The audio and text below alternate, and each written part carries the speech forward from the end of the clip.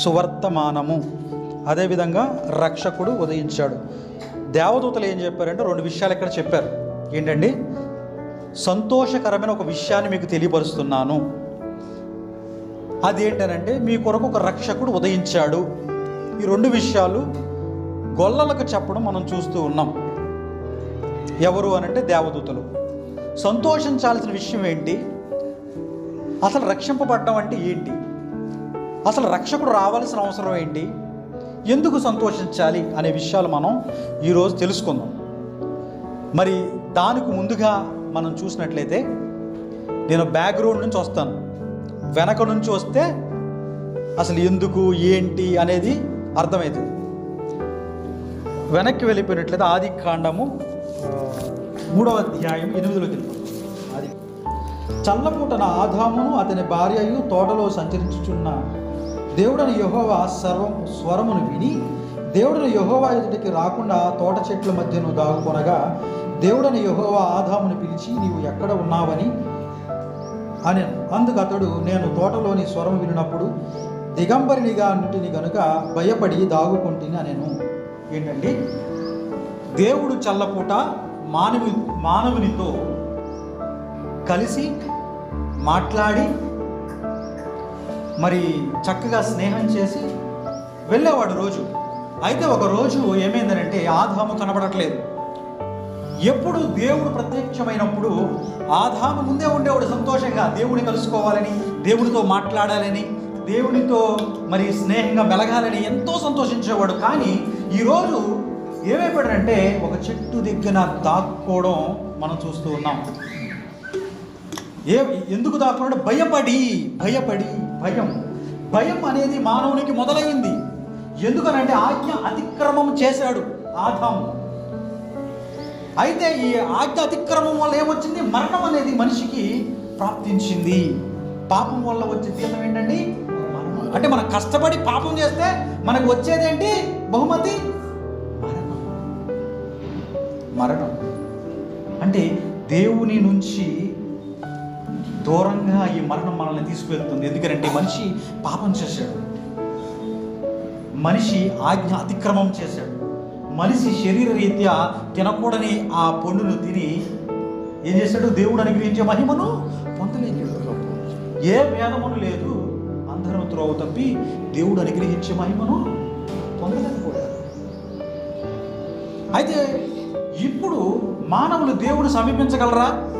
సమీపించలేరు. ఎందుకంటే దేవుడి సాంగత్యం పోయింది. మనిషి అపవిత్రుడైపోయాడు, మనిషి పాపంలో పడిపోయాడు, మనిషి దేవుడి వద్ద నిలబడడానికి ఇష్టపడట్లా. ఇప్పుడు దేవుడు వచ్చినప్పుడు ఆదాము అక్కడే కనపడొద్దు, నువ్వు నా ఎదుట ఉండొద్దు అని అన్నాడా? మనిషిని అనలేదు. ఆదామే అవ్వే వెళ్ళి చెట్టు దగ్గర అంటే మనిషి దేవుని చేరుకోవడం కష్టమైపోయింది. భయం మొదలైంది మనిషిలో. ఈ భయము జీవితాంతం కూడా మనల్ని ఏలుబాటు చేస్తుంది. అది హెబ్రీయుల పత్రికలో మరి చక్కగా రాయబడి ఉంది. హెబ్రీయుల పత్రిక 2వ అధ్యాయం 15వ వచనం. హెబ్రీయులు 2:15.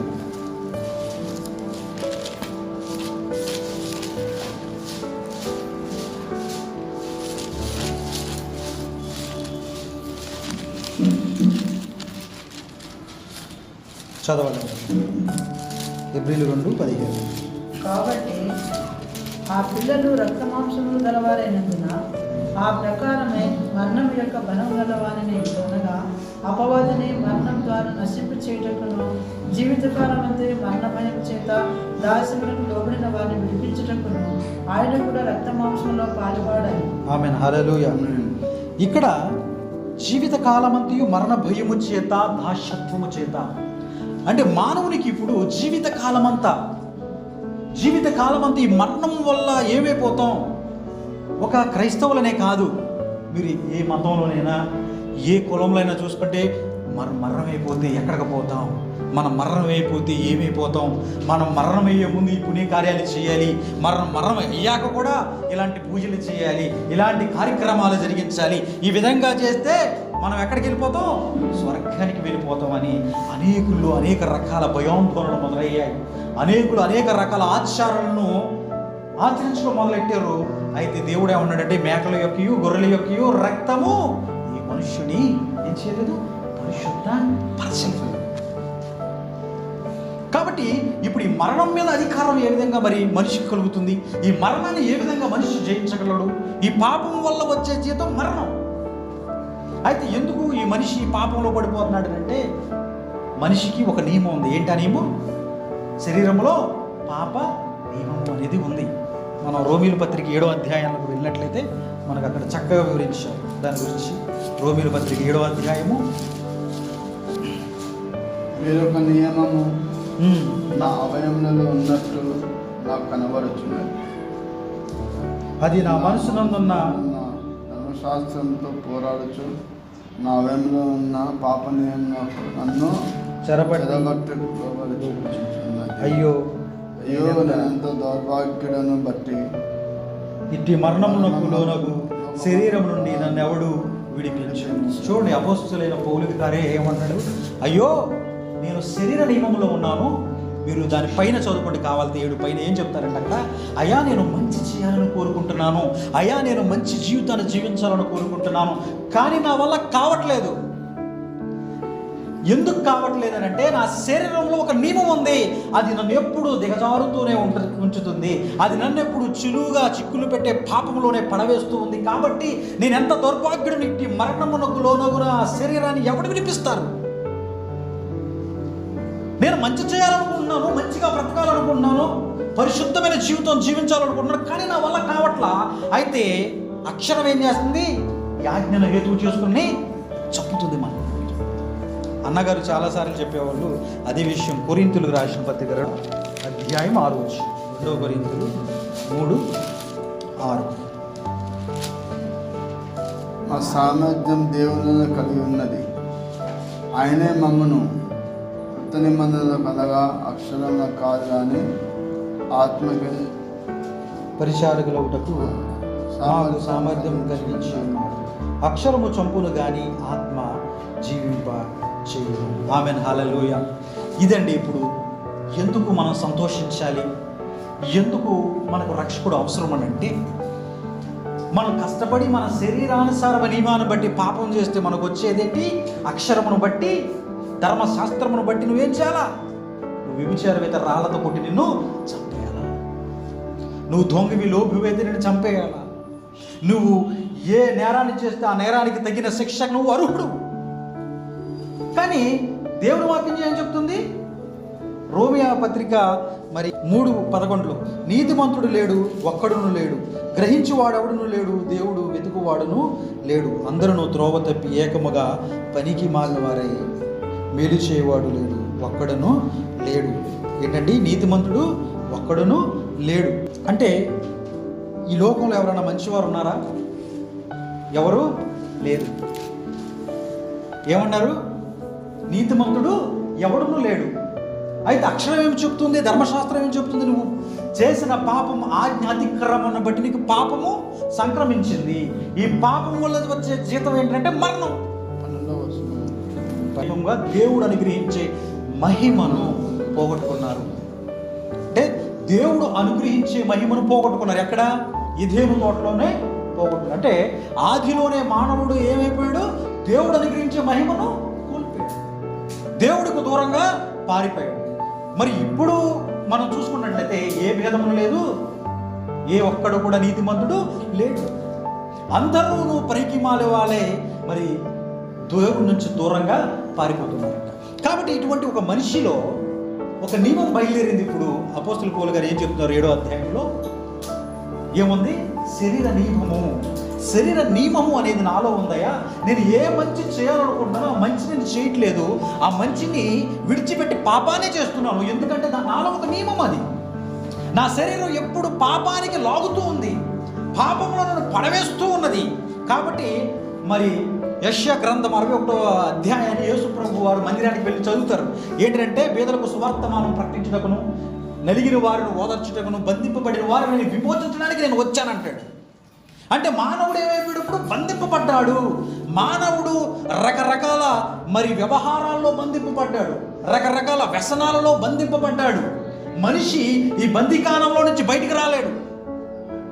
ఒక స్నేహితుడు ఉండేవాడు, వాడు సిగరెట్ స్మోక్ చేస్తే కానీ వాడికి 1-2 రాదంట. రియల్గా నాకు చెప్పాడు. అంటే వ్యసనం అది. అంటే వాడికి తెలుసు దాని నుంచి బయటికి రావాలని, కానీ రాలేడు. కొంతమంది ఏంటంటే బానిసలు అయిపోయారు, దీనికి ముందుకు బానిసలు అయిపోయారు. ఎందుకనంటే నేను శరీర రీత్యా మానేయాలనుకుంటున్నానయ్యా, కానీ నా వల్ల కావట్లా, నా దేహము నాకు సహాయం చేయట్లేదు, షివరింగ్ వచ్చేస్తుంది. మందు తాగి అలవాటు ఉన్న వాళ్ళకి టయానికి మందు పడలేదనుకో వణుకు వచ్చేస్తుంది అనమాట. అంటే అది ఒక బలహీనత. మనం ఏమనుకుంటున్నామంటే వీడేంట్రా ఇంత తాగుపోతూ, వీడేంట్రా ఇలా తిరిగిపోతూ, వీడేంట్రా ఇలా అంటాడు అనుకుంటాం. కానీ ఏంటది?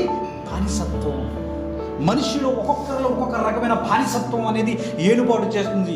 అది శరీర రీత్యా కలిగింది, శరీర నియమాన్ని బట్టి కలిగింది, ఆజ్ఞ అతిక్రమాన్ని బట్టి కలిగింది, దేవునితో సహవాసము విడిచిపెట్టిన తర్వాత కలిగింది.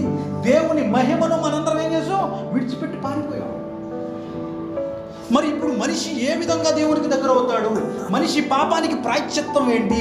మనిషి ఏ విధంగా మరలా దేవునితో సంబంధాన్ని కలిగి జీవించగలడు?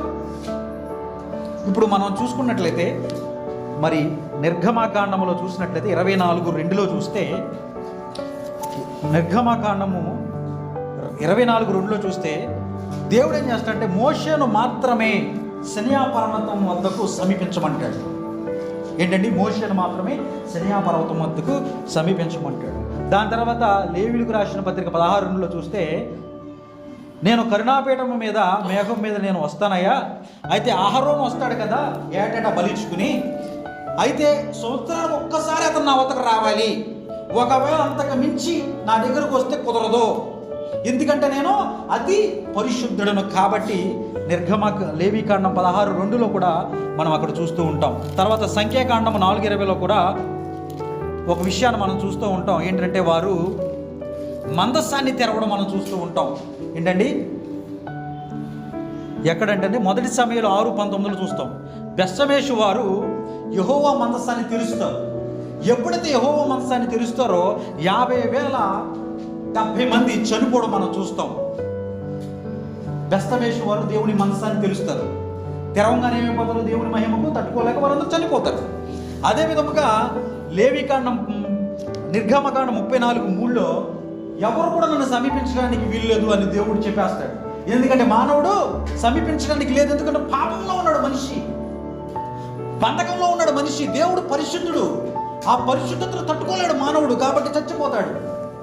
కాబట్టి మీరు అక్కడే ఉండాలని చెప్తూ ఉంటాడు. మీరు కావాలంటే నిర్గమకాండము 34:3 చదవచ్చు, లేవీకాండం 16:2 చదవచ్చు, సంఖ్యాకాండం 4:20 చదవచ్చు. అదేవిధంగా మొదటి సమయంలో 6:19 బెత్షెమెషు వారు మందసమును తెరిచినప్పుడు వారు చనిపోవడం చూస్తూ ఉంటారు. అదేవిధంగా 2 సమయంలో 6:3 ఉజ్జయ్య మరి తన చేయి చాచి మందస్సాన్ని పట్టుకున్నప్పుడు అతను కూడా మరణమవడం చూస్తూ ఉన్నాం. అంటే మనిషికి మానవునికి మధ్య ఏమైపోయింది? ఇప్పుడు ఎడబాటు కలిగింది. ఎందుకనంటే దేవుడు అతి పరిశుద్ధుడు, ఆజ్ఞలు ఇవన్నీ ఎవరిచ్చారు? దేవుడు ఇచ్చాడు. కాబట్టి ఆజ్ఞ ఏం చేస్తుంది? ఈ అక్షరం ఏం చేస్తుంది? మనం అపవిత్రతలో పడవేసింది. ఎందుకు? ఇప్పుడు ధర్మశాస్త్రం అనేది రాకపోతే ఇది మంచి, ఇది చెడు, ఇది ఇలా చేయకూడదు, నువ్వు దొంగిల్లకూడదు, నువ్వు లేదంటే వేరే ఒక స్త్రీతో మోహపు చూపు నువ్వు చూడకూడదు, లేదంటే తల్లిదండ్రులు గౌరవం, ఈ విషయాలన్నీ ఎవరికి తెలియదు. ఈ విషయాలన్నీ వచ్చాయి. ఇప్పుడు ఈ విషయాల బట్టి నువ్వేమయ్యావు? ఇప్పుడు నేరస్తుడు అయ్యావు. ఎందుకంటే ప్రతి మనుషుల్లో శరీర నియమం అనేది ఉన్నది. శరీర రీత్యా పాపములు పడిపోతున్నాడు మానవుడు. ప్రతిసారి ఎన్నిసార్లు దేవుడు లేపాలన్నా పడిపోతూనే ఉన్నాడు. మానవుడు ఏమవుతున్నాడు? ఎప్పుడు పడిపోతూనే ఉన్నాడు. దేవుడు నోవాహు సమయంలో ఏం చేశాడు? ఒక నోవాహును సపరేట్గా తీసుకొచ్చి ఒక జనాంగంగా తయారు చేసి మంచి వ్యక్తులుగా, మంచి మనస్సాక్షి కలిగిన వ్యక్తులుగా తయారు చేద్దామంటే ఏమైపోయాడు? దేవునికి లోపడలేదు. తర్వాత యాకోబు సంతానాన్ని చేయాలనుకుంటే వారు బానిసలైపోయారు. ఇశ్రాయేలు ప్రజలను దేవుడు విడిపించి తీసుకొస్తే వాళ్ళు బానిసత్వ సంఖ్యలోకి వెళ్ళిపోయారు. వాళ్ళు దేవుని విసర్జిస్తూ ఉన్నారు, వాళ్ళు నశించిపోతూ ఉన్నారు. దావీదు సంతానాన్ని నిలబెడితే దావీదు కుమారులు ఆ విధంగానే చేశారు. ఎక్కడ చూసినా పాపం పాపం పాపం. ప్రతిసారి మానవుడు ఫెయిల్ అయిపోతూనే ఉన్నాడు. ఎందుకంటే శరీర నియమం తనలో ఉంది, శరీరం లాగుతూ ఉన్నది. ఈ భూమికి ఏ విధంగా ఆకర్షణ శక్తి ఉన్నదో, మనం పైకి వెళ్లకుండా కింద పడేస్తూ ఉన్నదో, అదేవిధంగా ఈ శరీరానికి కూడా ఒక నియమం ఉన్నది. అది పాపపు నియమం. ఎప్పుడు పాపం చేయి, పాపం చేయి, పాపం చేయి, బానిసగా బతుకు. దేవుడు ఏమన్నాడు? నువ్వు ఏలుబడి చేయి, అన్నిటికీ మంచిగా పేర్లు పెట్టి దేవుడు ఏం చెప్పాడు? నువ్వు ఎన్నిట్లు ఏలవయా, నువ్వు దీనికి రాజు అన్నాడంతే భూలోకానికి. కానీ మానవుడు శరీరాన్ని ఏలలేకపోతున్నాడు. శరీరమే మానవుణ్ణి ఏలుతుంది. శరీరమే ఇప్పుడు మానవుని మీద ఎక్కువ కూర్చుంది. శరీరం ఈ కంటిని కంట్రోల్ చేసుకోలేకపోతుంది, శరీరం ఈ నోరుని కంట్రోల్ చేసుకోలేకపోతుంది, శరీరం ఈ చేతులను కంట్రోల్ చేసుకోలేకపోతుంది. శరీరం పాపమైపోయింది. కాబట్టి ఈ శరీరాన్ని శిక్షించాలా? కాబట్టి ఈ శరీరానికి శిక్ష కావాలి. ఈ శరీరాన్ని ఎప్పుడైతే శిక్షిస్తామో ధర్మశాస్త్రం ప్రకారం, అప్పుడు దేవునికి మానవునికి మధ్య మరలా సంబంధం కలుగుతుంది. కాబట్టి దేవుడు ఆత్మలా రాలా. దేవుడు ఎలా రాలా? ఒక అవతారంగా రాలేదు. దేవుడు ఏదో ఒక మ్యాజిక్ చేసి రాలేదు. దేవుడు ఏ విధంగా వచ్చాడంటే, ఆ అక్షరము నెరవేర్చబడాలి అంటే, ఆ అక్షరము పొల్లైనా పోకుండా ఉండాలంటే తన దేహాన్ని అర్పించాలి. ఆమెన్, హల్లెలూయా. ఇక్కడ అదే విషయాన్ని మనం చూస్తూ ఉంటాం. ఆయన శరీర రీతి ఎందుకు వచ్చాడనేది, ఎందుకనంటే రక్తములో ప్రాణం అనేది ఉంటుంది కాబట్టి ఆయన శరీరంలో వచ్చాడు. దాని విషయాన్ని 2 ఏప్రిల్కి రాసిన పత్రిక 2 మనం 15లో చదువుకున్నాం ఇందాక. ఏప్రిల్ 2:15 అక్కడే ఏం చెప్పారనంటే,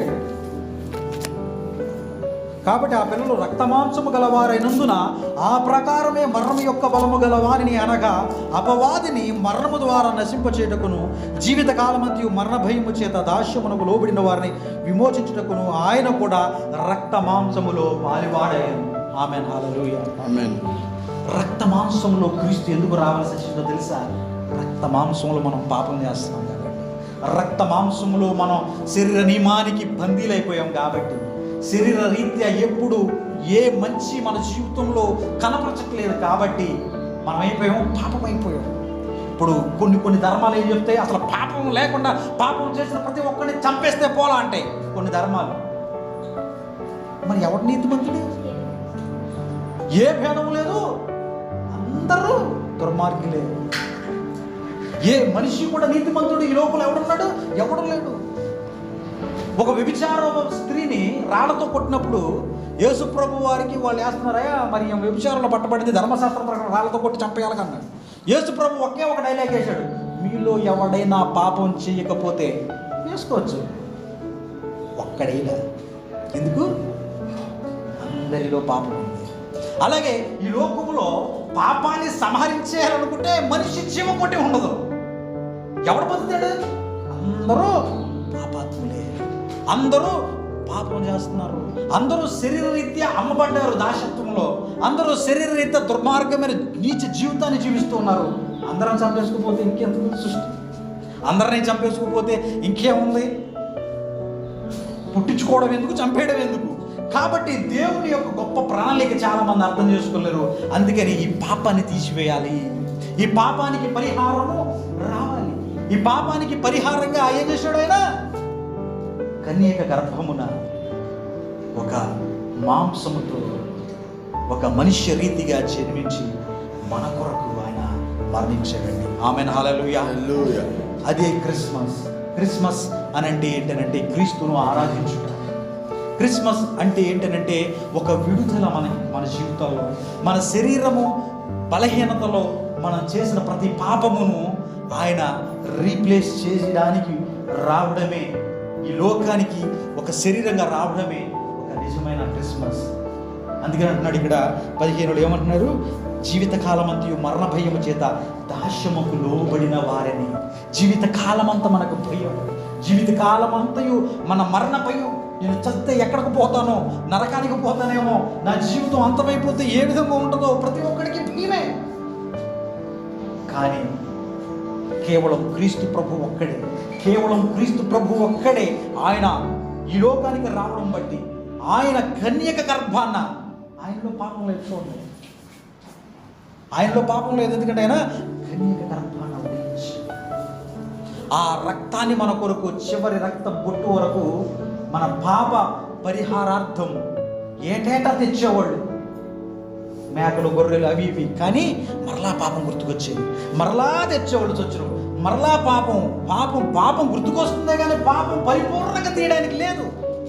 యాజకుడు కూడా దేవుని మందిరంలో అతి పరిశుద్ధమైన స్థలానికి ఎప్పుడు వెళ్ళాలా? సంవత్సరానికి ఒక్కసారి. కానీ ఈయన ఎప్పుడైతే వచ్చాడో, ఈయన ఎప్పుడైతే లోకానికి వచ్చాడో అప్పుడు మనకు సంతోషం, అప్పుడు మనకు విడుదల, అప్పుడు మనకు విమోచన. ఎలా అంటే సిరియా కొండ దగ్గర దేవుడు అందరికీ పర్మిషన్ అవ్వలేదు. దేవుడు అతి పరిశుద్ధ స్థలం వద్దకు అందరికీ పర్మిషన్ అవ్వలేదు. కానీ దేవుడు ఎప్పుడైతే ఈ లోకానికి వచ్చి మన కొరకు జన్మించాడో, ఆయన ఎప్పుడైతే తిరిగి లేచాడో, ఆయన ఎప్పుడైతే తిరిగి వెళ్ళాడో, ఆయన ఏమన్నాడు తెలుసా? నేను వెళ్ళానంటే ఆదరణకర్త మీ కొరకు వస్తాను, నేను వెళ్ళానంటే ఆదరణకర్తను మీ కొరకు పంపిస్తాను. ఆయన మిమ్మల్ని ఏం చేస్తాడు? సర్వ సత్యంలోనికి నడిపిస్తాడు. ఆమెన్, హల్లెలూయా. అంటే మానవుని నియమము ఈ విధంగా ఉంటే, పాపపు బంధకాల్లో ఈ విధంగా మనిషి పడిపోతూ ఉంటే, దేవుడు ఏ విధంగా మన కొరకు మరి ఈ నిర్మాణాన్ని చేశాడో నేను వివరిస్తూ ఉన్నాను. మరి మనం చూసుకున్నట్లయితే ఈ కొత్త నిబంధన ఇర్మియా గ్రంథములు 31:33, యెహెజ్కేలు 36లో మనం నూతన హృదయము మీకు ఇచ్చేదను, నూతన స్వభావం మీకు కలగజేసేదను, రాతి గుండెను మీలో నుండి తీసివేసి మాంసపు గుండెను మీకు ఇచ్చేదను, నా ఆత్మను మీ అందు నుంచి నా కట్టడలను అనుసరించు వారిని గాను నా విధులను గైకొను వారిని గాను మిమ్మును చేసేదను. ఆమెన్, హల్లెలూయా, హల్లెలూయా. ఏంటండి? నూతన హృదయము మీకు ఇచ్చేదను, నూతన స్వభావమును మీకు కలగజేసేదను. ఈ నూతన నిబంధన, ఈ నూతనముగా క్రీస్తు ఎప్పుడైతే మన కొరకు వచ్చాడో, మనం మహా సంతోష దినం. మీరు సంతోషించండి, మీ కొరకు రక్షకుడు ఉదయించాడు అన్నారు కదా. దానికి జవాబు ఇదే. ఏంటంటే నేను ఒక నూతన క్రియను చేయించున్నాను, మీలోని మరి ఏం చేస్తాను? ఆ రాతి హృదయాన్ని తీసివేస్తాను, మాంసపు హృదయాన్ని మీకు పెడతాను, నా ఆత్మను మీకు అనుగ్రహిస్తాను. నా ఆత్మ మిమ్మల్ని ఏం చేస్తుంది? సర్వసత్యములోకి నడిపిస్తుంది. నా ఆత్మ నా ధర్మశాస్త్రములు మిమ్మల్ని పాటించేలాగా చేస్తుంది. మీ యొక్క నోటి మాట మీద కాదు, ఇక లేదా రాతి పలకల మీద కాదు నా ఆజ్ఞలు, లేదా నా మాటలు రాతి పలక మీద కనపడవేక, మీ ఆత్మ మీద నా ఆజ్ఞలు రాస్తాను, మీ హృదయములో నా మాటలు ఉంచేలాగా నేను చేస్తాను. ఆమేన్, హల్లెలూయా. చూడండి, మానవుడు ఎంత చెప్పినా, ఎన్ని రకాలుగా ఆయన మనల్ని ప్రేమించిన అర్థం చేసుకోక పాపంలో పడిపోతున్నాడని దేవుడు చూడండి ఇప్పుడు ఏం చేసాడు? ఆయన వచ్చి మన హృదయంలో కూర్చోండి. ఆమేన్, హల్లెలూయా. చూడండి, పాత నిబంధన గ్రంథంలో దేవుని సమీపించడానికి మనకు లేదు, కానీ దేవుడు వచ్చి మన దగ్గర కూర్చుంటాడు, దేవుడు వచ్చి మన హృదయంలో ఉన్నాడు, దేవుడు వచ్చి మనతో సంభాషిస్తున్నాడు, దేవుడు వచ్చి సంతోషంగా మనతో జీవిస్తూ ఉన్నాడు. ఇప్పుడు దాస్యత్వంలో మనం ఎలా వెళ్ళగలుగుతాం? మీరు మరలా భయపడకు, మీరు పిరికి గల ఆత్మను పొందుకోలేదు, దత్తపుత్ర ఆత్మను మీరు పొందుకుని. రోమాపత్రిక 8:1 కానీ 2 కానీ చదువుకున్నట్టు ఏంటప్పుడు, క్రీస్తు యేసునందున వారికి ఏ శిక్షయు విధియలేదు. ఆమేన్, హల్లెలూయా. మనం ఎందుకు సంతోషించాలంటే, ఇప్పుడు క్రీస్తు యేసునందున వారికి ఏ శిక్షయు విధియలేదు. ఎందుకంటే ఈ ఆజ్ఞ అతిక్రమము పాపము వల్ల వచ్చే జీతం మరణము. ఈ ఆజ్ఞను మనము ధిక్కరిస్తూనే ఉన్నాం. ఎందుకంటే మనలో శరీర నియమం ఉన్నది, ఎందుకంటే శరీరం మనల్ని ఎప్పుడు లాగుతూనే ఉంటుంది పాపంలోకి. కాబట్టి మనిషికి మోక్షం లేకుండా పోయింది, మనిషికి పరిశుద్ధత లేకుండా పోయింది. అయితే ఇప్పుడు క్రీస్తు యేసునందు వారికి ఏ శిక్షయు విధియలేదు. ఆమేన్, హల్లెలూయా. ఇప్పుడు కట్టడలన్నీ ఏమైనా క్రీస్తు యేసులో సమాప్తి అయినాయి. ఇప్పుడు నూతనమైన హృదయాన్ని ఇస్తున్నాడు, ఈ పరిశుద్ధాత్మ శక్తిని మనలో పెడుతున్నాడు. ఇప్పుడు మనం ఏం చేస్తున్నాం? ఆ ఆజ్ఞల కోసం మనం బిగబెట్టుకుని రోజు చదవాల్సిన అవసరం లేదు. ఆ ఆజ్ఞలను మన హృదయంలోనే ఉంటాయి, దాని ప్రకారంగా మనము జీవిస్తూ ఉంటాం. ఆమేన్, హల్లెలూయా. అయితే ఈ పరిశుద్ధాత్మ దేవుడు దిగి రావాలంటే ఏమవ్వాలా? క్రీస్తు రక్త మాంసములో జన్మించాడు, క్రీస్తు మన కొరకు శిలువలో మరణించి పునరుత్థానుడై వెళ్ళాలి. అప్పుడే ఈ పరిశుద్ధాత్మ దేవుడు మన మీదకి దిగి వచ్చాడు. ఆమేన్, హల్లెలూయా. ఎప్పుడైతే పరిశుద్ధాత్మ దేవుడిని మనం పొందుకున్నామో, ఆయన ఏం చేస్తాడు? మనల్ని సర్వసత్యములోకి నడిపిస్తాడు. ఆయన ఏం చేస్తాడు? మనల్ని సకలమైన భయాల నుంచి మనల్ని విడిపిస్తాడు. ఆయన ఏం చేస్తాడు? మనల్ని ప్రత్యేక పరుస్తాడు. ఆయన నూతనమైన మనస్సు మనకిస్తాడు. చాలామంది కఠినంగా ఉంటున్నారు, చాలామంది కఠినమైన పరిస్థితులు మనలో ఎందుకుంటారంటే వారిలో పరిశుద్ధాత్మ దేవుని కార్యాలు లేవు, వారిలో పరిశుద్ధాత్మ లేడు. కాబట్టి వారు లోకంలో ఉన్న వారందరూ కూడా అటువంటి కఠినముగా ఉన్నారు. ఇప్పుడు ఈ ఆత్మ ఏం చేస్తుందంటే 8లో మనం చక్కగా చదువుకోవచ్చండి. 8లోకి మనం వెళ్ళిపోయినట్లయితే, రోమీయులకు రాసిన పత్రిక 8లోకి వెళ్ళిపోయినట్లయితే ఇక్కడే అనేక విషయాలు రాయబడ్డాయి మనం చూస్తూ ఉన్నాం. రోమా 8లో క్రీస్తు యేసునందు జీవం నుంచి ఆత్మ యొక్క నియమము పాప మరణముల నియమములను నన్ను విడిపించును. ఎట్లనగా ధర్మశాస్త్రము దేనిని చేయజాలకపోయినో దానిని దేవుడు చేసెను. ఆమేన్, హల్లెలూయా.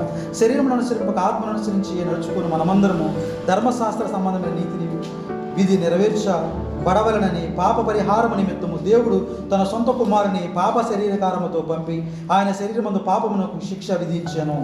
చూడండి, క్రీస్తు యేసు ప్రభు ఏం చేశాడు? తండ్రి ఏం చేశాడు? క్రీస్తుని మన నిమిత్తం పాప శరీరాకారముతో ఆయన శిలువ మీద ఎక్కించి పాప పరిహారం చేసేసి ఇప్పుడు ఏం చేస్తున్నాడు? క్రీస్తు యేసునందు ఉన్న మనకి శిక్ష లేకుండా చేశాడు. ఇప్పుడు క్రీస్తు యేసునందు ఏముంది? ఒక నియమం ఉంది. ఏంటది? ఆత్మ నియమం. ఇప్పుడు 2లో చూసుకుంటే క్రీస్తు యేసునందు జీవమునిచ్చు ఆత్మ యొక్క నియమము పాప మరణముల నియమము నన్ను విడిపిస్తుంది. ఏంటంట? నియమం, పాప మరణముల నియమం. క్రీస్తు యేసునందు జీవమిచ్చే ఆత్మ నియమం.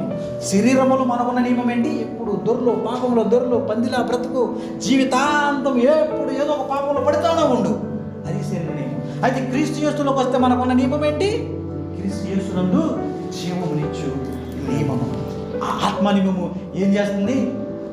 ధర్మశాస్త్రాన్ని ఏం చేస్తుంది? పాటించలేని మన జీవితంలో పాటించే విధంగా మారుస్తుంది. లోబడిని మన జీవితం లోబడిలాగా చేస్తుంది. పిరికితనంగా పారిపోయిన మన జీవితాల్లో కట్టుకునే విధంగా మరలా మారుస్తుంది. పేతురు పిరికితనంగా పారిపోయాడు. చిన్న చంటి బిడ్డ వచ్చి, చిన్న ఆవిడ, ఒక చిన్న పిల్ల వచ్చి, నువ్వు కూడా ఆయనతో పాటు తిరుగుతున్నావు కదా అని అంటే, లేదు లేదు, నేను ఆయనకి నాకు సంబంధం లేదన్నాడు. లేదు, మరలా వచ్చాడు, నువ్వే కదా, నేను చూశాను మొన్న ఆయనతో పాటు అక్కడ ఉన్నావు కదా, 5,000 మందికి రొట్టెలు అయి పంచినప్పుడు నేను చూశానంటే, అమ్మ లేదమ్మా, ఒట్టు భయం. శరీర నియమం పేతురులో పనిచేస్తుంది. అందుకే క్రీస్తు ప్రభు నాకు తెలియదు అంటున్నాడు. క్రీస్తు ప్రభు నన్ను ఎరగనంటున్నాడు. పారిపోతున్నాడు. మరలా చేపలు వేసుకోవడానికి, వలేసుకోవడానికి వెళ్ళిపోతున్నాడు. ఎందుకంటే నాయకుడు పట్టబడ్డాడు, చంపబడ్డాడు. రేపు నన్ను కూడా టార్గెట్ చేసి ఊరేస్తారేమో, శిలువ మీద ఎక్కి చంపేస్తారేమో భయం. దాశత్వపు కాడి కింద ఉన్నాడు. శరీర రీత్యా మంచి చేయలేకపోయాడు. మనసులో ఉంది, హృదయంలో ఉంది దేవుని కొరకు బ్రతకాలని, కానీ బ్రతకలేడు. ఎందుకు? శరీర నియమం ఉంది ఆయనలో. ఎప్పుడైతే క్రీస్తు పునరుత్థానుడే లేచాడు, ఎప్పుడైతే ఆ యొక్క మేడగదిలోకి వెళ్ళాడో, ఎప్పుడైతే మేడగదిలో పరిశుద్ధాత్మ చేత నింపబడ్డాడో, అప్పుడు ఏం చేస్తున్నాడు? మళ్ళీ దేవాలయం దగ్గరికి వెళ్ళి నిలబడతాడు. That is the power. ఎక్కడైతే ఆయన పడిపోయాడు, ఎక్కడైతే ఆయన భయానికి గురైపోయాడు, అక్కడికి వెళ్ళిపోయి ఇప్పుడు ఏమన్నాడు? వెండి బంగారం నా వద్ద లేవు కానీ యేసు నామములో లే అని ఎప్పుడైతే అన్నాడో, ఏమైపోయాడైనా? గుడ్డివాడు లేచి కూర్చున్నాడు. That is the power of the Holy Spirit. అది పరిశుద్ధాత్మ శక్తి యొక్క బలం. అది పరిశుద్ధాత్ముడు మనల్ని ట్రాన్స్ఫర్మేషన్ చేసే రీతి. అది పరిశుద్ధాత్ముడు మనలో నూతన కార్యము జరిగిస్తాడు. ఏమంటాడు అక్కడ? ఇర్మియా గ్రంథములో కానీ ఎహెజ్కేల్లో కానీ చెప్తున్న నూతన కార్యాన్ని నేను చేస్తాను. నూతన కార్యం అంటే ఇదే. చాలామందికి అర్థం కాక క్రిస్మస్ వరకే చెప్తారు అంతే. నూతన కార్యం అని అంటే ఏంటంటే, ఇంకా శరీరరీత్యా ధర్మశాస్త్రాన్ని పాటించుకుంటా ఉంటే నీతి మనకు రాదు. నీతి క్రీస్తు ఇచ్చాడు మనకి. నీతి క్రీస్తు వల్ల కలిగింది మనకి. అయితే ఈ క్రీస్తును మనం ఎప్పుడైతే కలిగి ఉన్నా మనకు శిక్ష విధి లేదు. ఎందుకు శిక్ష విధి లేదంటే, ఆయన కలిగి ఉంటే ఆయన ఆత్మను మనం కలిగి ఉన్నాం. ఆయన ఆత్మను ఎప్పుడైతే కలిగి ఉన్నామో ఆయన ధర్మశాస్త్రాన్ని నెరవేరుస్తాం. ఆమేన్, హల్లెలూయా. అది మనకి సులువుగా ఉంటుంది. ఎందుకంటే ఈ ఆత్మ మనల్ని ఏం చేస్తుంది? ఎల్లప్పుడూ ఈ ఆత్మ మనల్ని సర్వసత్యములకు తీసుకువెళ్తూ ఉంటుంది. ఈ ఆత్మ మనకి ఆత్మ ఫలాలు ఏంటిదని? ప్రేమ, సంతోషము, సమాధానము, దీర్ఘశాంతం, ఆశ, నిగ్రహం అనే ఈ యొక్క 9 ఫలాలు మన జీవితంలో అనుగ్రహిస్తాడు. నీ జీవితంలో ఎప్పుడు కోపము, శాపము, దుర్మార్గత, దుర్నీతి, అపవిత్రత కలిగిన ఈ శరీర నియమాన్ని ఎవరు ఇప్పుడు దీని నుంచి ఓవర్కమ్ చేసేది అని అంటే, ఇక్కడ 8:13 చూసుకున్నట్లయితే ఆయన చెప్తున్నాడు, ఆత్మచేత శరీర క్రియలను చంపిన ఎడల జీవించాడు. ఏంటంటే, మీరు శరీరానుసారంగా ప్రవర్తించేలా చావవలసిన వారు ఏంటి కానీ ఆత్మచేత శరీర క్రియలను చంపిన ఎడల జీవించాడు. ఆమేన్, హల్లెలూయా. ఏంటంటే ఆత్మ శరీరం ఎప్పుడు పోరాడుకుంటూనే ఉంటాయి. అయితే ఆత్మ ఏం చేస్తుంది? ఆత్మ ద్వారా ఏం చేయాలి? మనల్ని శరీర క్రియలను చంపాలా. Amen, hallelujah. Amen. The solution మనకు దొరికింది. అంటే క్రీస్తు ఈ లోకంలోకి రాబట్టే ఈ యొక్క ఆత్మను మనందరం పొందుకున్నాం. ఈ ఆత్మ మనందరి మీదకి అనుగ్రహింపబడ్డాడు. ఎందుకంటే మనం అందరం అపవిత్రులైతే ఆత్మ మనకు అనుగ్రహింపబడద్దా? ప్రాయశ్చిత్తం జరిగింది. ఎలాగా? క్రీస్తు చేశాడు. కాబట్టి ఇప్పుడు మానవుడు, పారిపోయిన మానవుడు ఇప్పుడు ఏమైపోయాడు? ఇప్పుడు ఆ రోజు ఏమైపోయాడు? ఆదాము చెట్ల పొదలో దాక్కున్నాడు. ఇప్పుడు అసలు ఏం దాక్కునేది లేదు. ఆ రోజు సినియా పంట వద్ద ఎక్కడానికి లేదు, మందసాన్ని పట్టుకోవడానికి లేదు, లేదంటే అతి పరిశుద్ధ స్థలం దగ్గరికి వెళ్ళి దేవుని మందసాన్ని చూడడానికి లేదు. అయితే ఇప్పుడేంటి? దేవుడే మన హృదయంలో ఉన్నాడు. ఆమేన్, హల్లెలూయా. దేవుడే మనతో ఉన్నాడు. చూడండి గొప్పతనం. ఎవరో ఒక ఎమ్మెల్యే వచ్చారంటే ఒక ఫోటో సార్, ఒక ఫోటో. ఆయన మెస్సియా అని వచ్చాడు, ఒక ఫోటో సార్, ఒక ఫోటో. వాళ్ళు మరణమైపోతారు రేపు మాకు. వాళ్ళ జీవితకాలం ఎంత, వాళ్ళ పదవులు ఎంత, వాళ్ళ జీవన విధాన శైలిలో వాళ్ళు బ్రతికేది ఎన్ని రోజులు. కానీ క్రీస్తు ప్రభువారు మనతో ఉన్నాడు.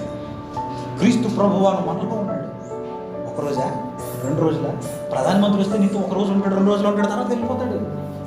కానీ క్రీస్తు ప్రభువారు యుగ యుగములు నీతోనే ఉంటున్నాడు, నీ హృదయంలో ఉంటున్నాడు.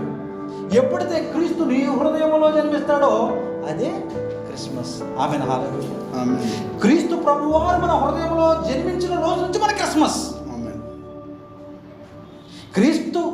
క్రిస్మస్ అంటే ఏంటి? క్రీస్తుని ఆరాధించడం. ఆరాధించడం అంటే ఏంటి? మన హృదయంలో పెట్టుకోవడం, మన హృదయంలో ఉంచుకోవడం. ప్రేమ.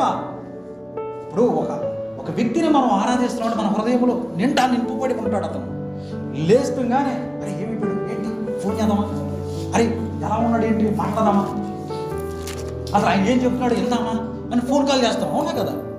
ఇప్పుడు పొద్దుండే 2 లవర్స్ ఉన్నారనుకోండి, ఏం చేస్తారు? ఫోన్ తీయగానే ఏమన్నా మెసేజ్ పెట్టిందా లేదా, పోనీ మనం ఏమన్నా మెసేజ్ పెడదామా, తిన్నావా, ఏం చేస్తున్నావు, ఎక్కడున్నావు, ఎలా. అయితే క్రీస్తును కలిగిన మనం ఏం చేయాలా? పొద్దుండి లేచి ఆయన ఏం మాట్లాడతాడని ఏం చేయాలా? బైబిల్ తీసి చదవాలి, వాక్యం. అప్పుడు ఏం చేస్తున్నాడు? ఆయన మనతో మోకరించి మనం ఏం చేయాలి? ఆయనతో మాట్లాడాడు అంటే ప్రార్థన చేయాలి. ఆయన ఏం చేస్తాడు? పెట్టాడు. That is the relationship. అది దేవుడికి మనకి ఉన్న రిలేషన్. అప్పుడే దేవుడు మన హృదయంలో ఉన్నాడని. అలా కాకుండా ఇప్పుడు పూతరేకులు వస్తున్నాయి, లేదా సినిమా వస్తుందయ్యా నువ్వు తర్వాత రా, లేదంటే ఇప్పుడు మేము మందు పార్టీ చేసుకుంటున్నాం తర్వాత నువ్వు రా, లేదంటే నేను పలానా చూడక వెళ్తున్నాను దొంగతనానికి నువ్వు తర్వాత రా అంటే ఆయన ఉన్నాడు. ఆరాధించడం అంటే ఇక్కడ దాకా పీకల్లాగా. ఇప్పుడు ఎవరన్నా ఉన్నారనుకో, 2 వ్యక్తులు, అరే పీకల్లాగా ప్రేమిస్తున్నాడు ఆ అమ్మాయిని, కష్టం, చావడానికైనా సిద్ధమంట, అమ్మాయిని బట్టి విడిచిపెట్టి ఉండలేడు అంటాడు. అంటే క్రీస్తు మీద కూడా మనకు అటువంటి ప్రేమ ఉండాలి. బ్రతికితే క్రీస్తు కోసమే, చావైతే లాభం. సమస్తాన్ని పెంటతో ఎంచుకున్నాడు అపోస్తలుడు. అందుకే అంటే అటువంటి హృదయం నీ హృదయంలో ఉన్నప్పుడు, అటువంటి మనస్సాక్షి నీ హృదయంలో ఉన్నప్పుడు, అటువంటి ఉద్దేశం క్రీస్తు మీద నీకు ఉండాలా. క్రీస్తే ప్రధానం, క్రీస్తే ముఖ్యం నాకు ఎప్పుడు అంటావో అప్పుడే నిజమైన క్రిస్మస్. లేకపోతే క్రిస్మస్కి క్రీస్తు మన హృదయంలో జన్మించాలి.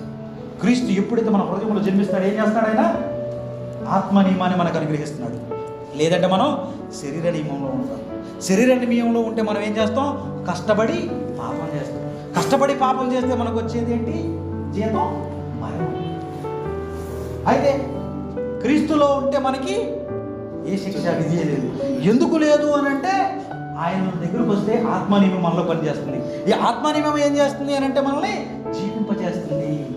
అక్షరం ఏం చేస్తుంది? కొరింథీ పత్రిక చెప్పినట్లు చంపుతుంది, ఆత్మ జీవింపజేస్తుంది.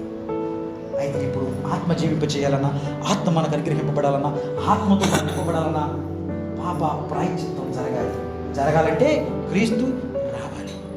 కాబట్టి సంతోషించండి, కాబట్టి ఆనందించండి. ఎందుకనంటే రక్షకుడు వచ్చేసాడు. రక్షకుడు మన కొరకున్నాడు. అది రక్షకుడు అంటే, అది రక్షకుడు అంటే. సినిమాలో ఒకవేళ హీరోలు వచ్చారనుకో, ఒక అమ్మాయి ఒక అబ్బాయితో ఎవరో ఒకరు వచ్చి వాళ్ళని ఏదో ఇబ్బంది పెడతారనుకో, హీరో అప్పుడే ఎంటర్ అవుతాడు, కొట్టి రక్షిస్తాడు. కానీ మరణం వస్తే ఎవరు రక్షిస్తాడు? హీరో. మరణాన్ని ఎవరు తప్పించగలడు? ఏ హీరో తప్పించుకొని ఆడు చచ్చిపోతాడు ఒకరోజు. కానీ మన హీరో ఏంటనంటే మరణము ముళ్ళుని విరిచినవాడు. ఆమె మన హీరో ఏంటనంటే మరణాన్ని గెలిచినవాడు, మరణం మీద ప్రభుత్వం చేసిన వాడైనా. మానవుడు పాపము వల్ల వచ్చిన ఈ జీత మరణ భయముతో, ఈ దాశత్వముతో, ఈ సంఖ్యలతో, రకరకాల అలవాట్లో ఉన్న ఇతన్ని ఎవడు విడిపించగలడం? ఒకడు మాటమాటికి అబద్ధాలు ఆడతాడు, ఎక్కడ మెడిసిన్ దొరికిద్ది? ఒకడు మాటమాటికి మందు తాగుతాడు, ఎక్కడ విడుదల పొందుకుంటాడు? ఒకడు మాటమాటకి సొల్లు కబుర్లు చెప్తూ ఉంటాడు, ఏ విధంగా విడుదల పొందుకుంటాడు? ఒకడు మాటమాటకి రకరకాల వ్యసనాలకు బానిస అయిపోయి రకరకాల విధానాలను నడుస్తాడు. వాళ్ళందరూ ఎవరు రక్షిస్తారు? వారందరూ ఏ విధంగా విడుదల పొందుకుంటారు? ఏ హాస్పిటల్లో ఉంది ట్రీట్మెంట్ లేదు, ఏ హాస్పిటల్లో ట్రీట్మెంట్ లేదు. అయితే దీనికి కేవలం క్రీస్తు ప్రభువు అని ఒకే ఒక ట్రీట్మెంట్ మనకి. క్రీస్తు ప్రభువారు మాత్రమే మనకి ఒక ట్రీట్మెంట్. ఆయన ఇప్పుడు క్రీస్తు చేసినందున వారికి ఏం లేదు, ఏ శిక్షయు విధియలేదు. ఆమెన్, హల్లెలూయా. కాబట్టి క్రీస్తు మన హృదయంలో జన్మించాడు. క్రిస్మస్ వాక్యం విన్నాం, క్రిస్మస్ గురించి మనం తెలుసుకున్నాం. పాత నిబంధనలో ఏంటి మనకి? ఎవరు? మోషే మీద దేవుని ఆత్మ ఉండేది, దావీదు మీద దేవుని ఆత్మ ఉండేది, లేదంటే ఇంకొక ప్రవక్త మీద, సమూయేలు మీద దేవుని ఆత్మ ఉండేది. వారు ప్రత్యేకంగా జీవించే వ్యక్తులుగా ఉండేవాళ్ళు, వారు సమాజాన్ని నడిపించే వ్యక్తులుగా ఉండేవాళ్ళు. కానీ మిగతా వ్యక్తుల మధ్య లేదు. కానీ కొత్త నిబంధన ఎంత గొప్పవారం అంటే మనం దేవుడు ఇప్పుడు మనందరికీ ఆయన ఆత్మను అనుగ్రహించాడు. ఆమె హల్లెలూయా. ఈ ఆత్మ మనల్ని ఏం చేస్తుంది? ఇప్పుడు పాప మరణం నియమం నుంచి మనల్ని విడిపిస్తుంది. ఆమె హల్లెలూయా. ఈ ఆత్మ మనల్ని ఏం చేస్తుంది? ఈ శరీర క్రియలను చంపివేస్తుంది. That is a treatment. ఇప్పుడు నేను చెప్పాను కదా, ఈ బానిసత్వపు సంఖ్యలు ఆయన ఏమన్నాడు? బంధింపబడిన వారిని విడిపించడానికి, నలిగిన హృదయము గల వారిని ఓదార్చడానికి నేను వచ్చాను. కాబట్టి ఇప్పుడు ఈ బంధింపబడిన వాడు క్రీస్తులోకి వస్తే ఏమైపోతాడు? ఇప్పుడు ఆత్మ ద్వారా ఈ బంధకాలలో నుంచి బయటపడతాడు. ఆమెన్, హల్లెలూయా. ఇదే మెడిసిన్. ఈ మెడిసిన్ ఎక్కడా లేదు. ఇది కేవలం ఆత్మ కలిగిన సంఘంలోనే ఉంది. లేదంటే ఏం చేయాలా? ఇలా ఉక్కబెట్టుకోవాలా, నేను ఇది చేయకూడదు, ఇది చేయకూడదు, అది చేయకూడదు, ఇది చేయకూడదు. నీ వల్ల కానీ నువ్వు ఎంత ఉక్కబెట్టుకుని 10 ఆజ్ఞలు రాసుకుని ఇది చేయకూడదు, నేను ఇలా ఉన్నా, ఏదో పాపం చేస్తూ ఉంటావు. నీ వల్ల కాదు. ఎందుకనంటే మెడిసిన్ గురించి ఇక్కడ రాశారు 8:13 ఏంటన్నా? ఆత్మచేత శరీర క్రియలను దేవుని ఇక్కడ ఆత్మచేత శరీర క్రియలను చంపిడి ఎడల జీవించదు. ఆమెన్, హల్లెలూయా. మెడిసిన్ ఏంటంటే ఈ శరీరం వల్ల వచ్చింది పాపం, ఈ పాపం వల్ల మరణం వచ్చింది. అయితే ఈ ఆత్మ ద్వారా మనం ఏం చేయాలి? ఈ శరీర క్రియలను చంపాలా. That is the medicine. ఈ మెడిసిన్ ఎక్కడ దొరుకుతుందంటే క్రీస్తు యేసునందు దొరుకుతుంది. ఇది ఏ హాస్పిటల్ అమ్మరు, ఎక్కడ అమ్మరు, ఏ దేశంలో కాదు, ప్రతి దేశంలోనూ అమ్ముతారు ఇది. ఈ మెడిసిన్ ఎక్కడంటే క్రీస్తు యేసు వద్దకు వస్తే ఆ మెడిసిన్ దొరికింది. ఈ శరీర నియమం నుంచి మనము బయటపడతాం. కాబట్టి మనం ఇప్పుడు మహా సంతోషం అనుకుంది. ఆమె హల్లెలూయా.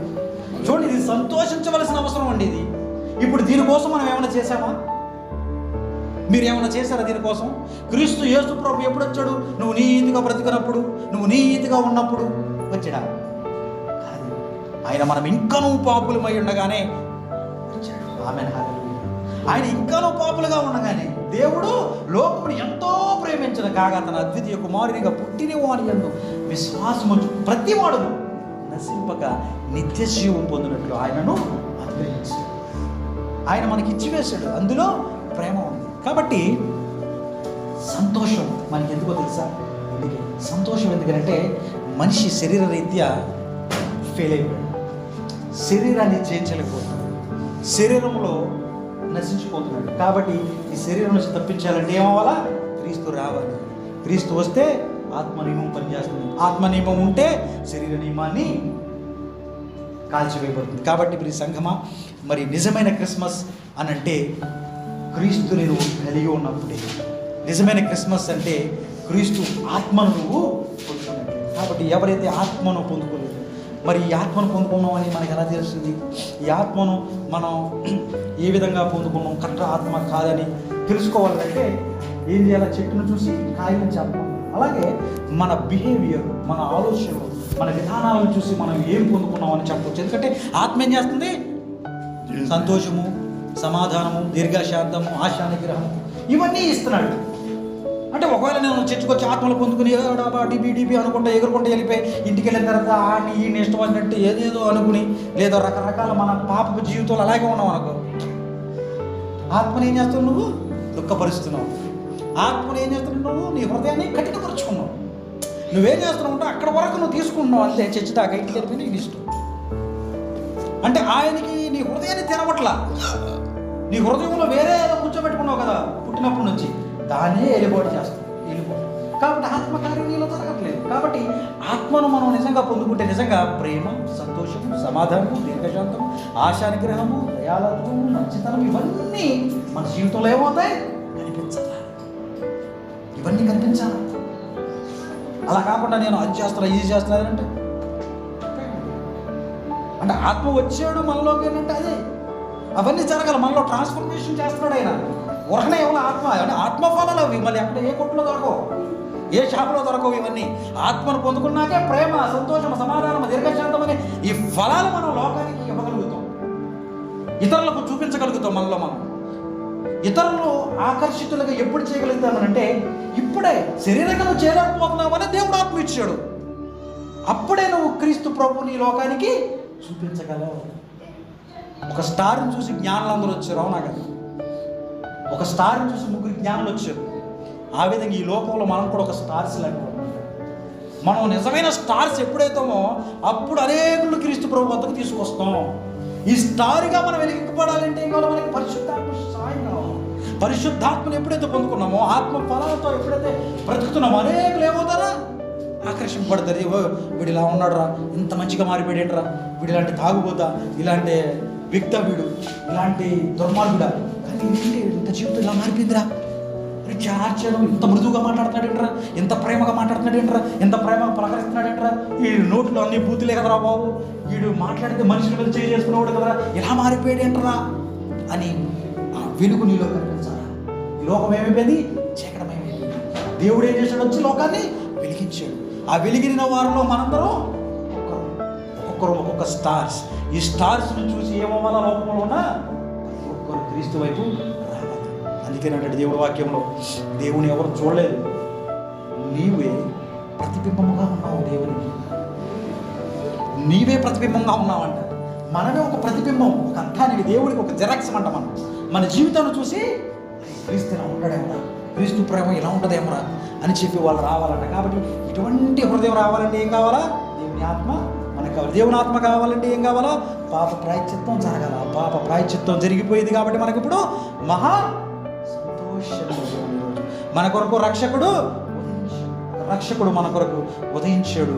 మనం ఇప్పుడు సంతోషించాలి కదా. పిలిచిన సంఘమా, మనం ఇటువంటి గొప్ప ఆత్మ కలిగిన సంఘంలో దేవుడు మనకు ఉంచాడు. నిజంగా చెప్పాలంటే దానికి కూడా మనం ఏం చేసుకోవాలి అంటే దానికోసం మనం ఏం ఖర్చు పెట్టలేదు. సంఘానికి రావడం నా అదృష్టంగా నేను భావిస్తున్నాను. ఎందుకంటే ఇటువంటి ఆత్మ సత్యాన్ని నేను తెలుసుకోలేకపోయేవాడిని. ఎందుకంటే నేను సంఘానికి రానప్పుడు ఎన్నో బానిసత్వపు సంఖ్యలో ఉండేవాడిని, ప్రార్థన చేసేవాడిని, ఎన్నో రకాలుగా ముందుకు వెళ్ళేవాడిని. కానీ మరలా ఆ ఐగుప్తు స్వభావం, మరలా ఆ ఐగుప్తు బానిసత్వం. ఎందుకనంటే శరీర నియమం నాలో నుంచి పోలాలి. ఎప్పుడైతే ఆత్మను పొందుకున్నామో అప్పుడే ఈ శరీరం మీద ఒక విషయం దేవుడు నాకు అనుగ్రహించాడు. కాబట్టి దేవుడు ఇచ్చిన ఈ సంఘాన్ని బట్టి కూడా మనందరం కూడా దేవుని మనం గణపరచాలి. మరి ఈ సంతోషం, ఈ ఆనందము మరి క్రీస్తు ప్రభు జన్మ వల్ల మనకు జరిగింది కాబట్టి మనం సంతోషిస్తున్నాం. మరి మీ అందరికీ అడ్వాన్స్ క్రిస్మస్, హ్యాపీ క్రిస్మస్ తెలియజేస్తున్నాను. మరి